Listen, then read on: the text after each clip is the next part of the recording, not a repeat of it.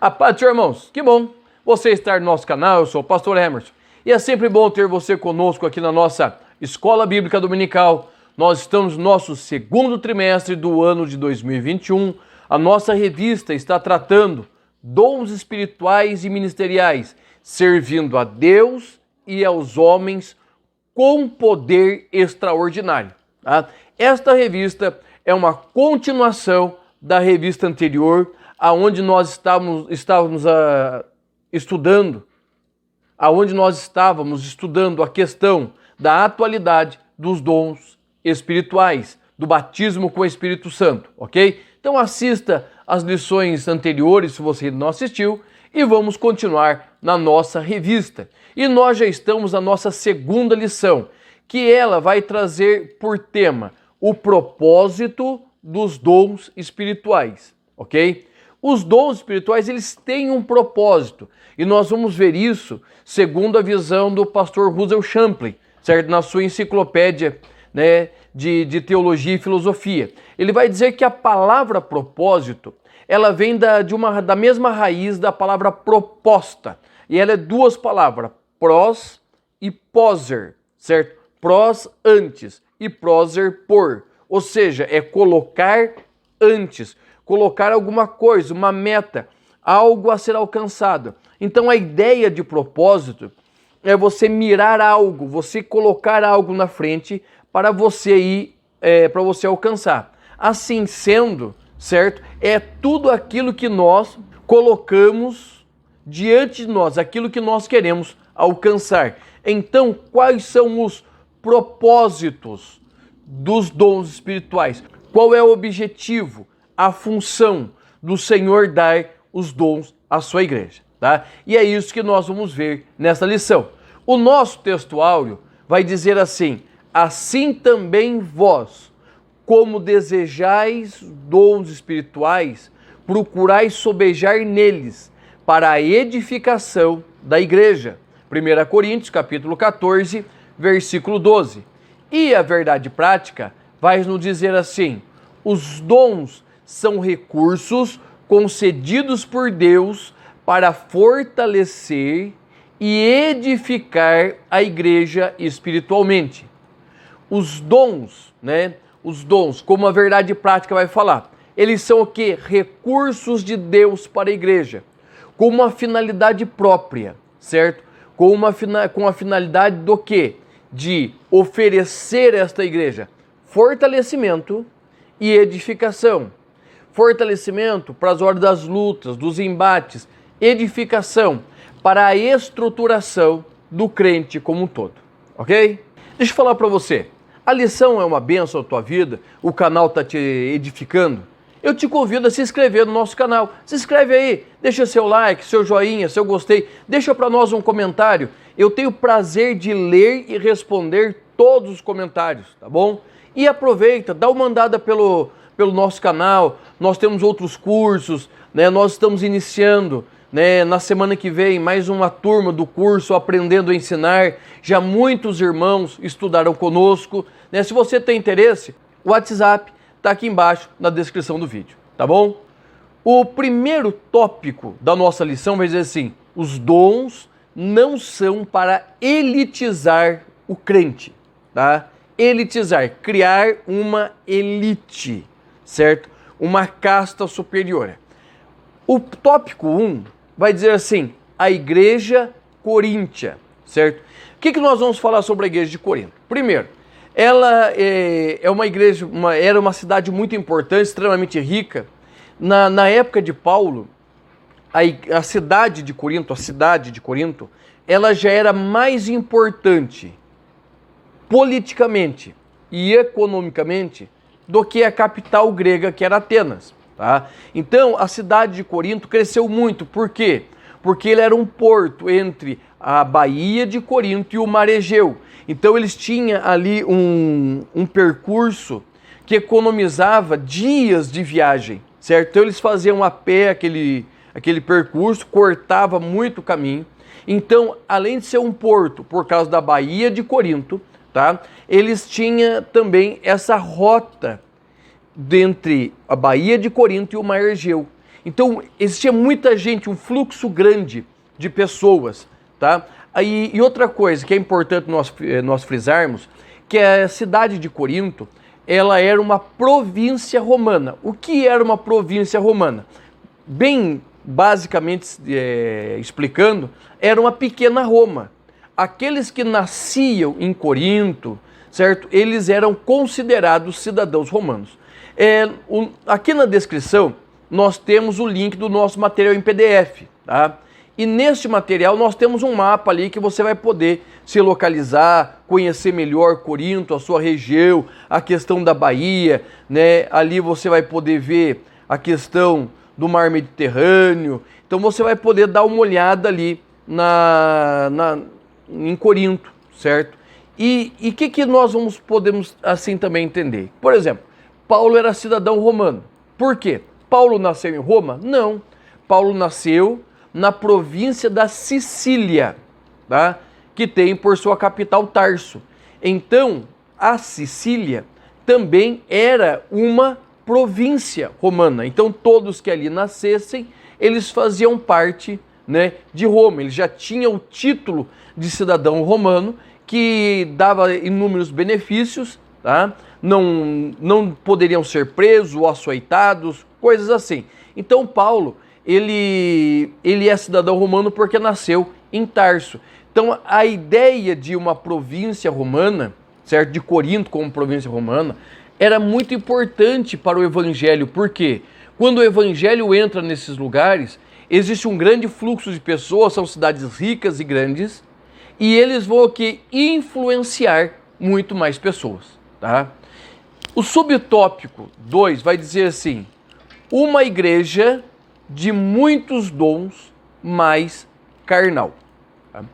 E é até um contrassenso nós pensarmos assim, né? A questão de igreja carnal, tá? Igreja carnal. E Jesus mesmo vai falar disso. Lá em Mateus 7, de 21 a 23, Jesus vai dizer, nós usamos muito, né? Nem todo que diz Senhor, Senhor entrará no reino dos céus. E deles vão dizer assim: olha, Senhor, nós profetizamos, nós fizemos milagres, nós operamos maravilhas, né? E o Senhor vai dizer para eles: não vos conheço. Por que isso? Como que a gente pode explicar? Os dons são dados a todos os crentes. Então nós precisamos primeiro entender que essas pessoas, em um determinado ponto, eles tiveram um encontro com Jesus, certo? Eles tiveram seu encontro com Cristo. Só que com o perder do tempo, o esfriamento espiritual, eles foram se afastando. Então, eles vão perdendo a graça, mas eles mantêm ali aquele estilo, né? De falar, de se movimentar como crente. Então, eles estão no meio da igreja, certo? Eles estão no meio do povo. E eles criam em torno de si, certo? Esta áurea de santidade. Tá? E eles pregam. Daí as pessoas se convertem não por eles, mas pela palavra. Essas pessoas oram e as pessoas são curadas, não por eles, mas porque o Senhor Jesus tem compromisso com o seu nome. Então eles oram em nome de Jesus, mas eles são carnais e vão trazendo para o meio da igreja a sua carnalidade. Tá? E Paulo vai falar exatamente disso, que a igreja de Corinto, 1 Coríntios 1,17, era uma igreja que tinha todos os dons. Paulo frisa todos os dons. Mas em 1 Coríntios capítulo 3, versículos 1, 2 e 3, Paulo vai destacar ali a carnalidade daquela igreja. Tá? E nós vamos ver assim dois grandes pontos da carnalidade da igreja. Primeiro, nas divisões que havia na igreja. Segundo, na questão da ceia. As divisões está lá, 1 Coríntios capítulo 1, versículo 12, 1 Coríntios capítulo 3, versículo 4. Nós vamos ver a divisão. Eu sou de Paulo, eu sou de Apolo, e os mais desviados, eu sou de Cristo, ou seja, não obedeço ninguém. E na questão da ceia. Por quê? Porque os que estavam na frente, liderança, aquela elite, aquela casta eclesiástica, eles participavam, comiam mais do que os pobrezinhos. Tá? Então, a ideia de Paulo é isso, eles eram carnais, certo? E isso fica muito claro, eles já se achavam autônomos e usavam os dons para benefício próprio. Lembrando que os dons não são para mim, os dons são para o próximo. Se você tem uma aptidão natural, se você tem os seus dons, os dons que o Senhor deu não é para fazer o teu nome, mas é para que o nome de Cristo seja glorificado quando você utiliza esse dom para acrescentar na vida do teu irmão, na família da tua igreja, certo? Então, os dons não são para nós. O subtópico 3 vai falar desta forma: dom não é sinal de superioridade espiritual. Aí o bicho pega. Por quê? Nós estamos num tempo, certo, que as pessoas estão correndo atrás de profeta, tá? Ligando para profeta. Irmãos, eu sou pentecostal, canela de fogo, certo? Prego, eu sempre digo, prego gritado, saio marchando com o varão, certo? Eu não me preocupo. Se eu sinto a alegria do Espírito Santo, eu não me preocupo, certo? Quando o Senhor acha por bem, Ele me usa, certo? Não só para pregar, mas para curar, aí é com Ele, certo? Eu não tenho nada a ver com isso, tá? Mas o que acontece? Tem um pastor muito conhecido, não vou falar o nome por questão de ética, e eu trabalhava em outro campo e 3x4 ele vinha pregar, e ele é muito usado por Deus, um homem extremamente usado por Deus em cura, em profecia, em revelações, é um santo homem de Deus. Mas qual é o problema? Quando termina o culto, certo? As pessoas não se satisfazem só com o tempo do culto, formam o que eu chamo da fila da benção, tá? Como se ele, na imposição de mão dele, as coisas mudassem. Então, uma certa vez, o meu pastor me chamou e falou: Emerson, ó, pega você e o irmão fulano, que era eu sou baixinho, mas o irmão fulano é um enorme de um homem, e quando terminou o culto, você tira o pastor daqui. Irmãos, e parecia que nós estávamos assim, eu e esse outro irmão, nós tivemos que pegar um outro ainda, nós estávamos cuidando de uma celebridade, porque as pessoas queriam demais tocar nele, que ele orasse, tá? Então vai se criando uma casta. Esse irmão, graças a Deus, ele é crente, salvo em Jesus, e isso não sobe a cabeça, mas tem muitos que sobem, certo? Marcos capítulo 9, versículos 38 a 41, vai acontecer um fato, que João vai chegar para Jesus, João apóstolo, vai chegar para Jesus e vai dizer: Senhor, tem um povo aí que está expulsando demônio em seu nome, o senhor quer que nós dê um jeito? Ou seja, só nós podemos fazer isso, certo? Só nós, os outros não podem. Jesus disse: olha, não se preocupa não, porque quem não é por nós, quem não é contra nós é por nós. Não impede eles, deixa eles. Entendeu, irmãos? É isso que nós precisamos notar, que é muito importante nós vermos a manifestação na vida dos outros, tá? Números 11, quando o 11 do 24 ao 34, quando Moisés reparte os seus sua unção, né, a ordem de Deus com 70, e lá no meio do arraial não estava com eles, a unção também desce sobre Eldade e Medade. Josué vai dizer: não, eles não podem, eles não estão no nosso meio. Irmãos, preste atenção. Tem uns que são cessacionistas, que dizem que não existe mais os dons. Outros são exclusivistas.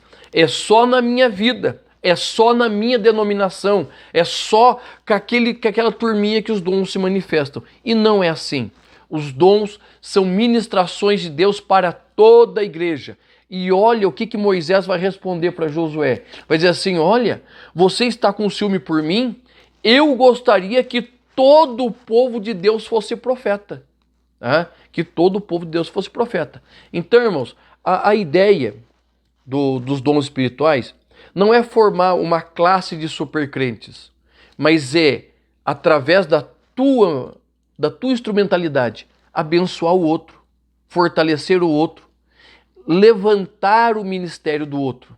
Então, a nossa instrumentalidade está exatamente nesse ponto. Quando nós abrimos nós abrimos o nosso coração para que Deus nos use, mas também possamos compreender que Deus pode usar outros e não nós. Tá? Então é muito importante nós frisarmos isso durante a aula, tá bom? Vamos para o nosso tópico 2? Irmãos, o tópico 2, ele traz por título assim, edificando a si mesmo e aos outros. Tá? O subtópico 1 diz edificando a si mesmo. Então vamos lá. Qual é a importância das línguas estranhas? A Bíblia vai dizer que quem fala em línguas, certo? Ele edifica a si mesmo, porque ele não fala a homens, mas fala a Deus. Ou seja, é um relacionamento próprio entre eu e Deus. Nós vamos nessa troca, eu vou orando e o Senhor vai me edificando. Eu coloquei uma figura aqui no nosso esboço da lição, certo? Que é de um homem com uma marreta na mão e uma picareta edificando a si mesmo. Tá? E é exatamente isso que nós precisamos compreender. As línguas estranhas são formas de nós falarmos com o Senhor em secreto. Vamos frisar, línguas estranhas não são línguas de anjos, certo? Língua dos anjos é língua dos anjos. Línguas estranhas é uma comunicação nossa com Deus. Por que não são língua de anjos? Porque se fosse a língua dos anjos, Satanás saberia o que nós estaríamos falando com o Senhor. Porque ele ainda é um anjo caído. Tá? E a Bíblia deixa bem clara que é uma comunicação direta entre nós e Deus, certo?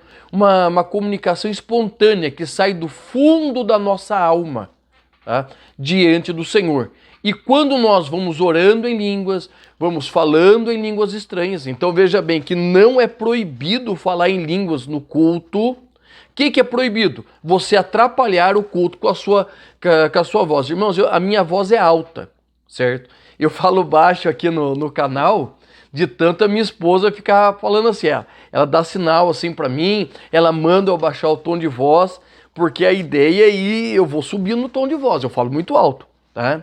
Então, igual eu falo alto, certo? Eu falo alto. Então, se eu começar a falar em língua estranha em voz alta, eu vou atrapalhar. Principalmente, como eu sento no púlpito, eu vou diretamente atrapalhar quem está na frente. Tá? Então, não é proibido falar em línguas estranhas. Mas fale você e Deus. Você está ouvindo a palavra está te alimentando e você vai falando com o Senhor. Então, a palavra de Deus, as línguas estranhas, são o quê? Para a edificação nossa. 1 Coríntios 14, 2. Porque o que fala em língua desconhecida não fala a homens, senão a Deus. Porque ninguém o entende. E em espírito fala em mistérios. Tá? Então é importante nós compreendermos isso. Tá? Para nós irmos já para o subtópico 2, que traz o título Edificando aos outros. Tá? Deixa eu deixar uma frase para o seu coração. O que não se entende, não edifica, certo? Marque aí. O que não se entende, não edifica. Por quê? Vamos ser bem sincero. Nós vamos num culto, certo? Vamos num culto, lá aqui na minha igreja. E eu trago um pregador da China, da Coreia, da Rússia, que são idiomas que não tem nada a ver com o nosso. Porque se você pegar o inglês, você ainda arrisca alguma coisa, o italiano, o espanhol, mas vamos pegar línguas diferentes. Você vai pegar o chinês, o coreano, o russo, tá? E ele começa a pregar, e você vê que ele está animado, e ele está alegre com aquela pregação na sua língua materna, e fala, só que não tem intérprete. Vai resolver alguma coisa para você? Vai edificar alguma coisa na tua vida? Não vai. Por quê? O que não se entende, não edifica. É a mesma coisa, irmãos, a questão das línguas estranhas, tá? O que eu preciso? Eu preciso falar em línguas, sou pentecostal, eu falo em línguas. Mas eu preciso falar aos homens. E como que os homens entendem? No Brasil é o português. Então nós precisamos falar de uma forma que todas entendam. Tá? Então não é proibido. Paulo vai dizer, 1 Coríntios 14, 19. No entanto, na igreja, prefiro comunicar 5 palavras compreensíveis a fim de orientar os meus semelhantes do que falar 10.000 palavras em uma língua estranha. Tá? Então, irmãos, nós precisamos compreender isso. Todos podem e devem falar em língua estranha. Mas você vai pregar, você vai cantar, certo? Canta num bom português, prega num bom português. Tem horas, irmãos, e eu sei bem disso, que vem aquele fogo assim dentro de você e você solta uma rajada de língua estranha, certo? Mas a Bíblia deixa bem claro, certo? Que o Espírito está sujeito ao profeta. Então você solta para extravasar, mas você volta no seu bom português. Para quê? Para que a igreja possa ser edificada. Eu já fui em cultos que o cantor cantava só em língua estranha. O pregador pregava só em língua estranha. E isso não edifica a igreja. E isso escandaliza os não crentes, que é o nosso próximo tópico. Tá? Por quê? Porque os não crentes, eles vão ver as línguas estranhas e, a princípio, para eles vai ser o que? Uma evidência do poder de Deus. Mas se eles não conseguem compreender, se eles não entendem o que está sendo pregado, o que está sendo cantado, como que eles irão, irmãos, se dobrar diante de Cristo? Então é necessário que o bom pregador, ele fale num bom português, que ele fale calmo, certo? Que ele aprenda a respirar para falar, não precisa ser uma metralhadora para falar, tá? E não precisa você falar em língua estranha o tempo inteiro na sua mensagem, senão não vai edificar ninguém, tá? A ideia não é proibir de falar em língua estranha, mas é que a língua estranha, ela sirva de sinal, e principalmente quando ela é interpretada. Aí ela tem o peso de uma profecia.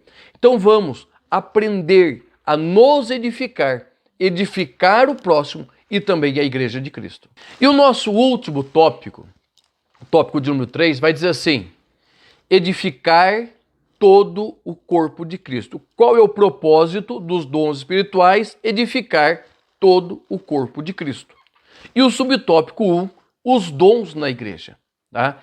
Então veja bem, quando nós falamos dos dons na igreja, nós precisamos entender que esses dons são riquezas para a igreja, são adornos para o corpo de Cristo. Tá?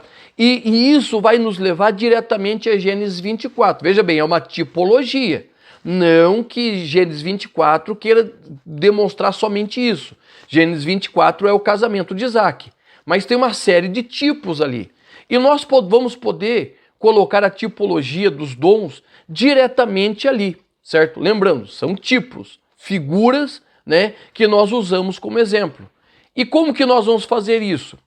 Né? Fazendo ligações. Abraão é Deus Pai, Eliezer é o Deus Espírito Santo, Isaac é Deus Filho, os camelos, os 9 camelos simbolizam, né, os dons espirituais, e Rebeca tipifica os remidos, a igreja.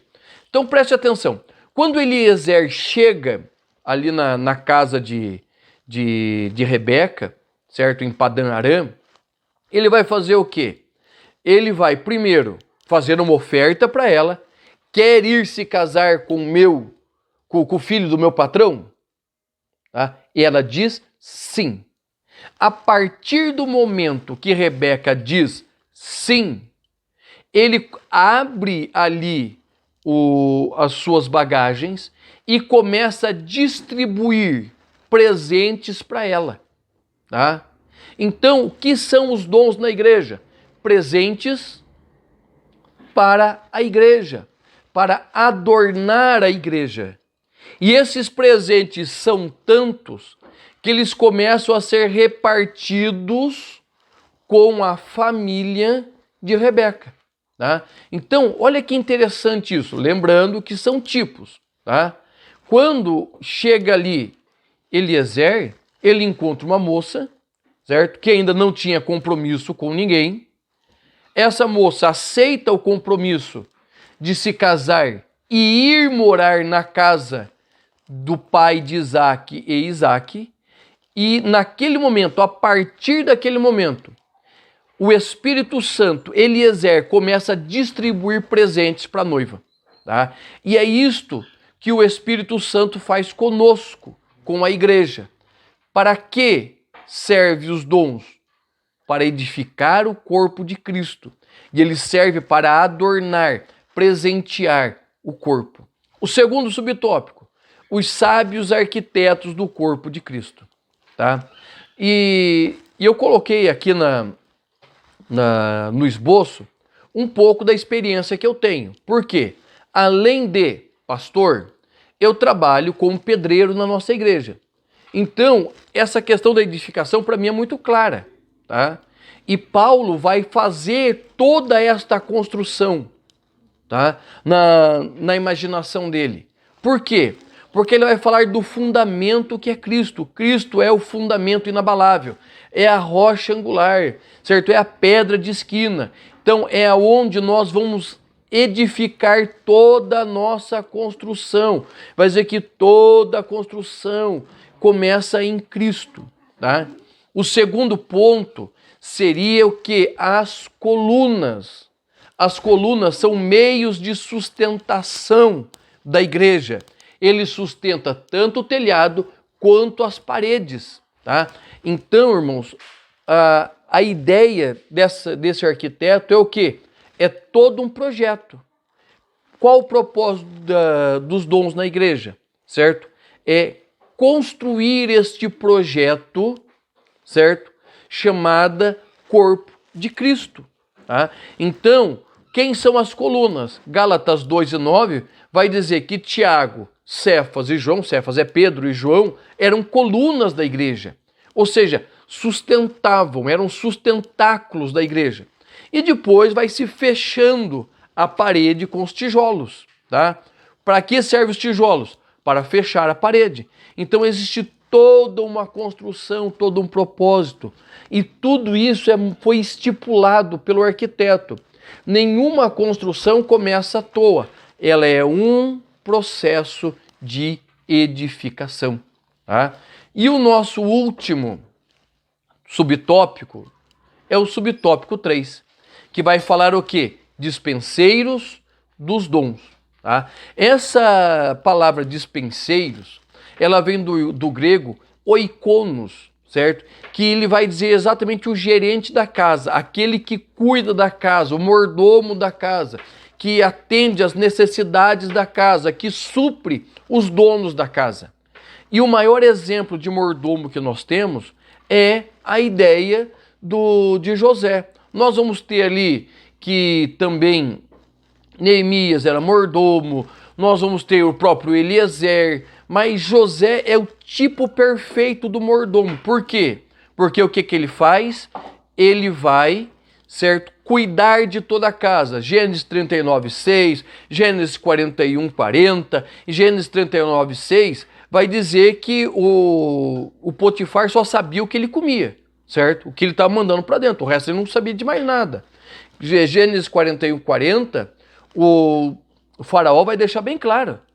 José só seria menor que ele quando ele estivesse no trono. Tá? Então, irmãos, é muito importante nós compreendermos esta necessidade de nós nos colocarmos como dispenseiros, porque sou eu, é você que vai entrar na dispensa, ou seja, onde o Senhor guarda a cura, aonde o Senhor guarda a provisão, a porta de emprego. Somos nós, dispenseiros, que iremos entrar na casa de Deus e levar ao povo, certo? Isso somente eu não. Todos aqueles que se colocarem diante do Senhor, buscando e clamando, Ele terá graça e Ele irá usar, tá bom? Deus te abençoe. Se a aula foi boa para você, se inscreva no canal, deixe um comentário, deixe o seu like. Seu like é muito importante para nós, nos ajuda muito, tá bom? Deus abençoe, em nome de Jesus.